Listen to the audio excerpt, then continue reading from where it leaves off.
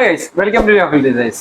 അപ്പോൾ ഇന്ന് ഞാൻ വന്നേക്കുന്നത് ഒരു പുതിയൊരു പ്രൊഡക്റ്റ് ഇവിടെ നിങ്ങളെ മുമ്പിൽ എത്തിക്കാൻ വേണ്ടിയാണ്. ഇത് മൈലെക്സ് എന്ന് പറഞ്ഞാൽ അതായത് നമ്മൾ പെട്രോൾ വണ്ടിയിലും ഡീസൽ വണ്ടിയിലൊക്കെ യൂസ് ചെയ്ത് അതായത് പെട്രോൾ മൈലേജ് കൂട്ടാൻ വേണ്ടിയിട്ട് യൂസ് ചെയ്യുന്ന ഒരു പ്രൊഡക്റ്റ് ആണ്. ഇത് കൂടുതൽ ഡീറ്റെയിൽസ് ചോദിക്കാൻ വേണ്ടിയിട്ട് നമ്മൾ ഇവിടെ ഇതിന്റെ പേര് അമിത് അമിത് അമിത് അമിത് ചേട്ടനാണ് നമുക്ക് ഇതിനെ കുറിച്ച് ഡീറ്റെയിൽസ് പറഞ്ഞു തരുന്നത്. ഇത് എങ്ങനെയാണ് ചേട്ടാ?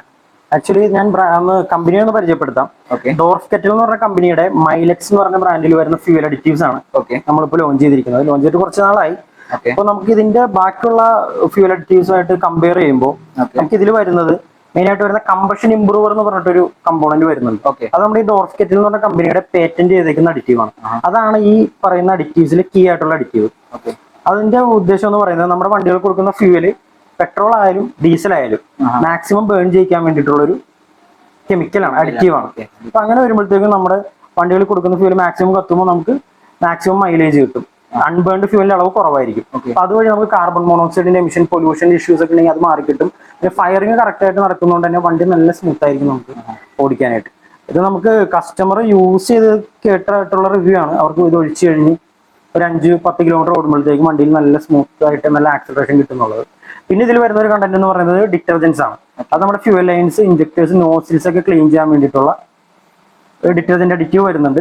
അതിന്റെ ഉപയോഗം എന്ന് പറയുന്നത് ഈ പറഞ്ഞ പോലെ നോസിൽ ലൈൻസ് ഒക്കെ നമുക്ക് ഗം ഫോർമേഷൻ വന്ന് ബ്ലോക്ക് ആയി കഴിയുമ്പോൾ ഫ്യൂൽ കറക്റ്റ് ആയിട്ട് ഇഞ്ചക്ട് ചെയ്യില്ല. പക്ഷെ നമ്മുടെ പ്രൊഡക്റ്റ് ഉപയോഗിക്കുമ്പോഴേക്കും ആ ഗം ഫോർമേഷൻ ഒക്കെ ക്ലീൻ ചെയ്ത് കറക്റ്റ് ആയിട്ട് ഇഞ്ചക്ഷൻ നടക്കുന്നതുകൊണ്ട് നമുക്ക് ഫയറിങ്ങും കറക്റ്റ് ഓർഡറിൽ നടക്കും. അതാണ് നമ്മുടെ പ്രൊഡക്റ്റിന്റെ മെയിൻ പ്രത്യേകത. പിന്നെ നമുക്ക് പ്രൊഡക്റ്റിന്റെ റേഷ്യോ എന്ന് പറയുന്നത് 1 ലിറ്റർ പെട്രോളിന് 1 ലിറ്റർ ഡീസലിനായാലും 1 മില്ലിയാണ് നമ്മുടെ 1 ml ആണ് നമുക്ക് റേഷ്യോ വരുന്നത്.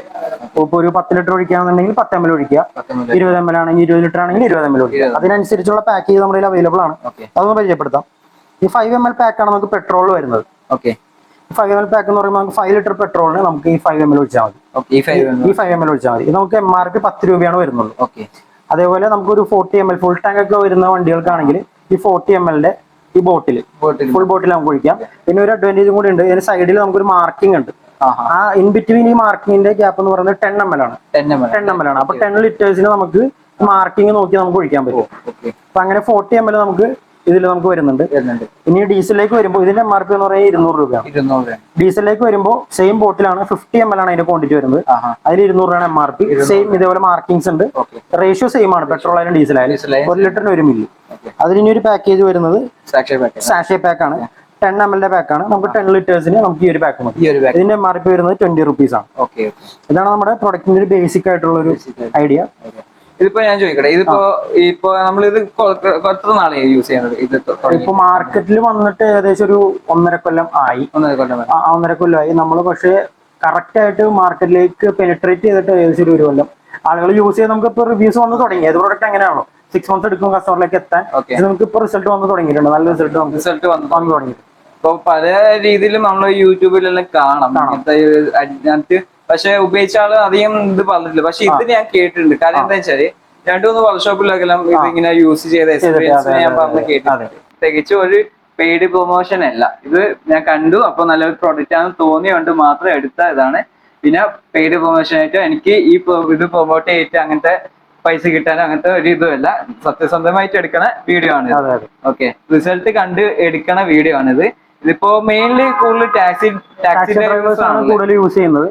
കാരണം അവർക്കാണ് കറക്റ്റ് ആയിട്ട് മൈലേജ് കാൽക്കുലേഷൻസ് ഒക്കെ ഉള്ളത്. ഇപ്പൊ ഒരു ട്രിപ്പ് പോകുമ്പോൾ 1000 രൂപയ്ക്ക് അടിച്ചാൽ എന്തോരം മൈലേജ്. ഇപ്പൊ എന്റെ വണ്ടിയിൽ എനിക്ക് ഏകദേശം ഐഡിയ ഉള്ളൂ. പക്ഷെ അവർക്ക് കൃത്യമായിട്ട് അറിയാൻ പറ്റും എത്ര കിലോമീറ്റർ. അപ്പൊ അവർക്ക് ഇത് ഒഴിച്ചിട്ട് നല്ല യൂസ് ചെയ്യേണ്ടത് പേഴ്സണൽ അതിന്റെ അടുത്ത് പറഞ്ഞുകൊണ്ട് ഈ ഷോപ്പിൽ വന്ന് സ്ഥിരം ടാക്സി ഡ്രൈവേഴ്സ് വാങ്ങുന്നുണ്ട്. അവര് വാങ്ങിക്കുമ്പോൾ ഇതിപ്പോ ഒരു ബോക്സ് ആയിട്ടൊക്കെ ചിലപ്പോൾ വാങ്ങിച്ചിട്ട് പോകും. 50 പീസിന്റെയാണ് ഒരു ബോക്സ് പെട്രോൾ വരുന്നത്, 30 പീസിന്റെയാണ് ഡീസൽ വരുന്നത്. അപ്പൊ ഓരോ ബോക്സ് ആയിട്ട് വാങ്ങിച്ചിട്ട് പോകും. അവരങ്ങനെ പറഞ്ഞിട്ട് കാര്യമുണ്ടാവും. കാര്യം അവരെന്താ വെച്ചാൽ അവരൊരു ട്രിപ്പ് പോയി അവര് പിന്നെ തിരിച്ചു വന്ന ഫുൾ ടാങ്ക് ആയിരിക്കും. അപ്പൊ അവർക്ക് ആ ഒരു ചേഞ്ചസ് മനസ്സിലാവും. ടാങ്ക് ടു ടാങ്ക് പെട്രോൾ ചെയ്യുമ്പോൾ മൈലേജിന് അതെ അവര് പറയുമ്പോ കാര്യമുണ്ടാവും അല്ലെ? ഇതിപ്പോ എങ്ങനെയാണ് ഡിസ്ട്രിബ്യൂഷൻ? കുറെ ഷോപ്പിലൊക്കെ എങ്ങനെയാണ്? അത്യാവശ്യം നമ്മൾ എറണാകുളം, ആലപ്പി, കേരളത്തിൽ ഒട്ടുമിക്ക ജില്ലകളിലുള്ള ഡിസ്ട്രിബ്യൂഷൻ നമുക്ക് ഉണ്ട്. എറണാകുളം നമുക്ക് ഒരുവിധപ്പെട്ട ഷോപ്പുകളെല്ലാം കൊടുക്കും. കാരണം എറണാകുളം എന്ന് പറയുന്നത് കൊച്ചി എന്ന് പറയുന്നത് അറിയാലോ, മെയിൻലി സിറ്റി ആയതുകൊണ്ട് ഒരുവിധപ്പെട്ട ഷോപ്പുകൾ നമ്മൾ കൊടുക്കുന്നുണ്ട്.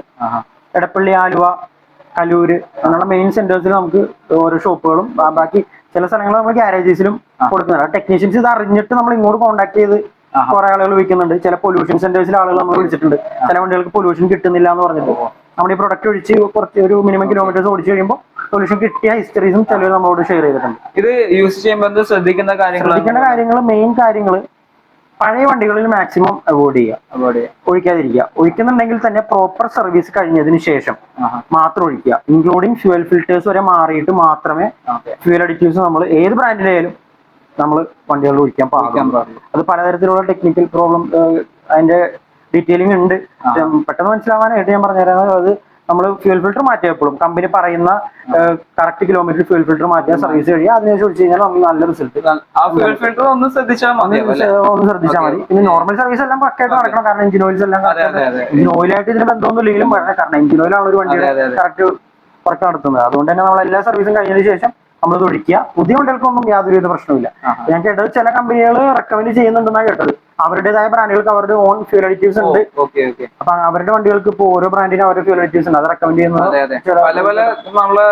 പല വലിയ ബ്രാൻഡ്സ്. അതെ.